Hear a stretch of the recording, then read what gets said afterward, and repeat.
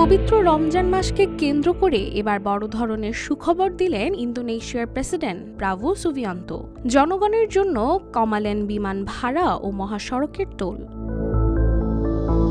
পবিত্র এই মাস ও ঈদ উপলক্ষে বিপুল সংখ্যক মানুষের নিজ পরিবারের কাছে ছুটে যাওয়াকে সামনে রেখে এমন সিদ্ধান্ত নিয়েছেন সুবিয়ান্তো। বিমান ভাড়া কমানোর পাশাপাশি নির্দেশ দিয়েছেন দেশের বেশ কয়েকটি প্রধান মহাসড়কের টোল ফ্রি হ্রাসেরও। গেল শনিবার এক প্রতিবেদনে এই তথ্য জানিয়েছে সংবাদ মাধ্যম দ্য স্টার। জানা গেছে মূলত রমজান ও ঈদকে কেন্দ্র করেই নেওয়া হয়েছে এমন সিদ্ধান্ত।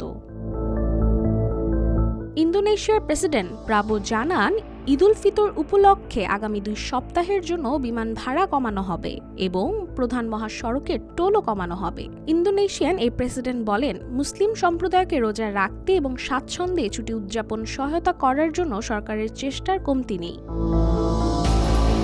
আশা করা হচ্ছে প্রেসিডেন্টের এই সিদ্ধান্তে রমজান মাসে যাত্রীদের ভ্রমণ আরও সহজ এবং সাশ্রয়ী হবে।